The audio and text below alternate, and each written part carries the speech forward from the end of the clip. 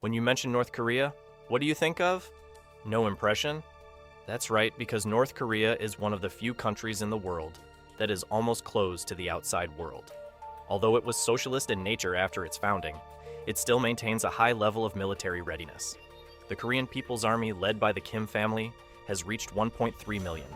There are 5.8 million active duty soldiers. The paramilitary force has 200,000 reserve soldiers, ranking first in the world. The scale is indeed huge. However, objectively speaking, the treatment and current situation of these soldiers are indeed not good. It is the best in the world today. Let's take a look at it. The terrible secret behind the North Korean army. North Korea has a small land area. After allocating the land needed for all walks of life and the basic life of residents, there is almost no one left. Therefore, it is really difficult to provide comfortable housing for more than 1 million soldiers on active duty. It's not easy, but it doesn't mean that North Korean soldiers should live in dirty and messy conditions. It is reported that North Korean soldiers are basically stationed in small concrete barracks all over the country, but they have to squeeze into such a small barracks. There are more than 20 people.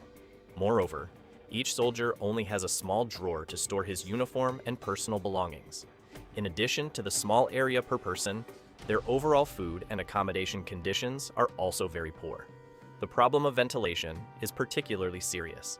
After completing training every day, the soldiers return. The smell of sweat in the barracks never dissipates for a long time. The smell of the environment is unpleasant. Secondly, it is also easy to breed bacteria and viruses. Under such ventilation conditions, the acute respiratory syndrome in the early 2000s and the new crown epidemic in recent years have brought great harm to the North Korean army. It brought a serious blow. Many innocent soldiers died in this airtight barracks before they could guard the border. Yes, you read that right. North Korean soldiers have always been short of soybeans and lack the nutritional content of bean food. Let me add a background here. The nutritionally comprehensive protein content of soybeans is 2 times higher than that of pork and 2.5 times that of eggs. The protein content of soybeans is not only high, but also of good quality. Since the amino acids of soybeans are closer to the ratio required by the human body, they are easier to digest and absorb. Kim Jong-un's May 2021. A report appeared on his desk that soldiers were extremely nutritionally deficient. In response to such a report, he issued a simple response, which was to require all military units to ensure that soldiers can eat at least 1 meal of legumes, such as soybeans or tofu, every day. Such an order did not change the current situation of food shortage. This undoubtedly threw the problem to the commanders who executed it.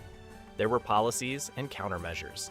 The commanders were in a dilemma and had no choice but to start a series of little actions in order to prevent themselves from being punished. Among them, this includes asking the soldiers to bring enough beans and other foods when they return home from vacation. But for the vast majority of soldiers, the food supply at home is already very tight.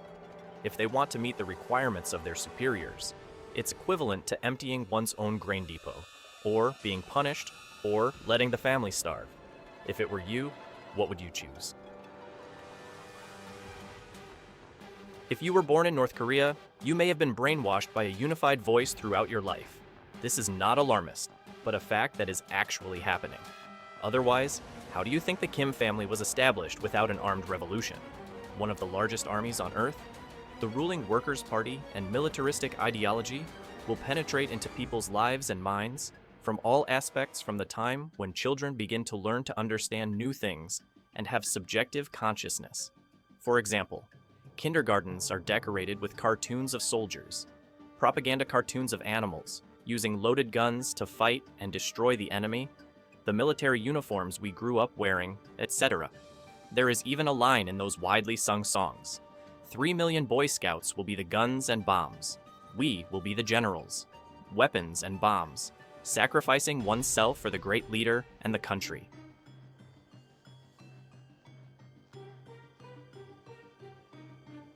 If ordinary North Korean citizens still have some freedom before the age of 17, then when they are 17, they have no choice, because according to the law, it is stipulated that all citizens must perform military service after reaching a certain age.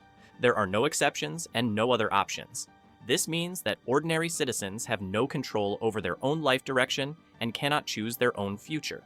However, what makes people feel angry and unfair is that many elites in North Korea children of members of caste and political parties are often excluded from military service lists.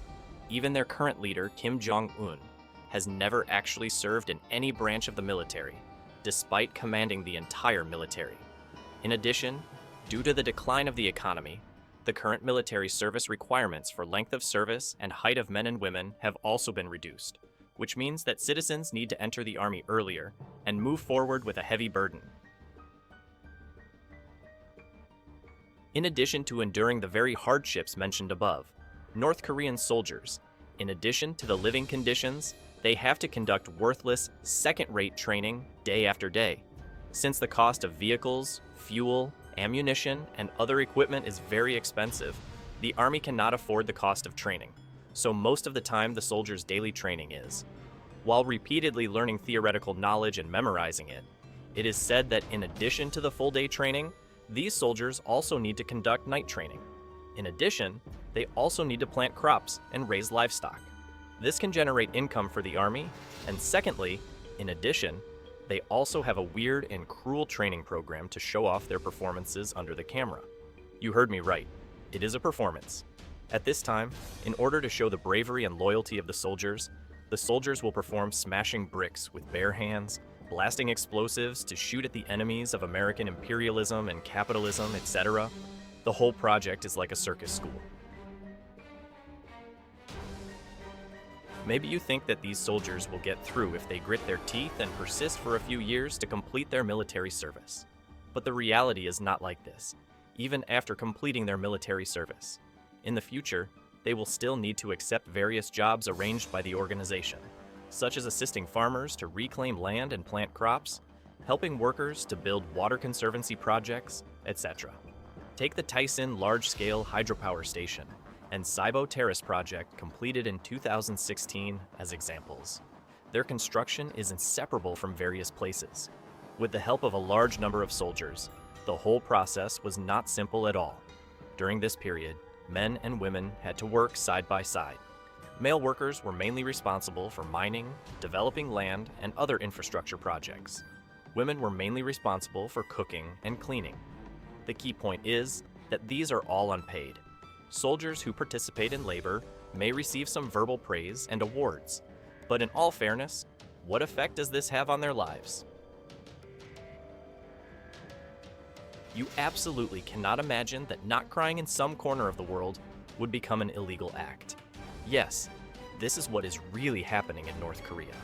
According to the law, whenever a national leader inspects a military exercise, the soldiers under the platform must applaud enthusiastically and cry excitedly after seeing the leader to show respect for the leader.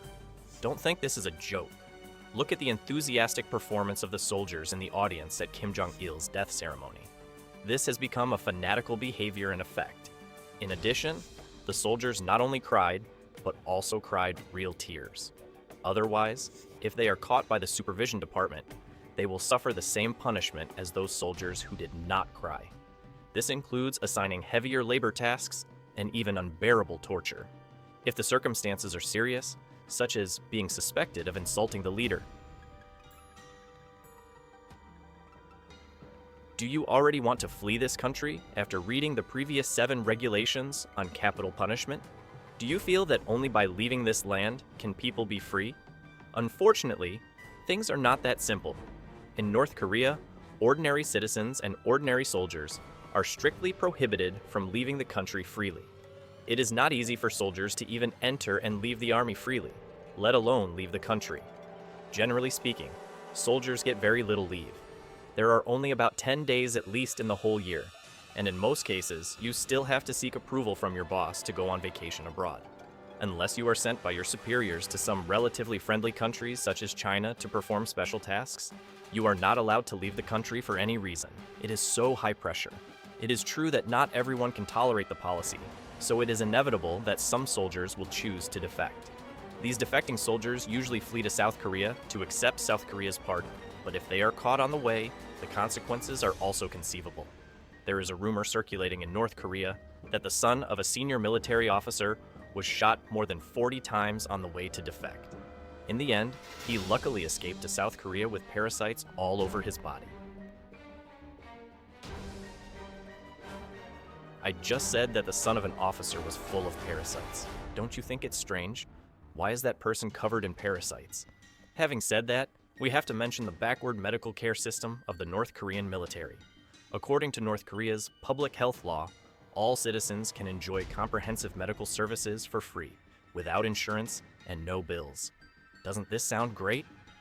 However, many defectors later publicly stated that North Korea's actual citizen healthcare services may be far different from the advertised services. Some citizens recalled that the so-called hospitals rarely have real medicines, and even if they do, they will provide them to patients. Charging fees that are unaffordable for ordinary people, what we see most every day is a large amount of iodine. Hospitals use this cheap disinfectant to deal with the large number of soldiers who are injured every day. Not to mention it is completely useless. It is really better than nothing. So many times the soldiers will look for herbal medicine on their own. The difficult living conditions and heavy training tasks mentioned above are unbearable for any ordinary soldier, and there are many female soldiers among these soldiers. Men and women naturally have physiological differences. Women come during their menstrual period. Sometimes some special care is needed. However, all North Korean female soldiers can get are some bandages, no necessary hygiene products, and no extra leave. At this time, it is the same if female soldiers are unable to complete their work tasks because of these physiological problems, will be criticized and punished by officers. Although North Korean law stipulates that soldiers have the right to appeal, the reality is that officers often use their power to suppress all gossip. Female soldiers who are persecuted can only swallow it by themselves no matter how painful it is. Okay, go on. That's all the content of this video. I don't know which of the above 10 terrible rules has the deepest impression on you. Please leave a message in the comment area below to tell us. If you like this video, please like and subscribe or share it with your friends. Thank you for watching. See you in the next one.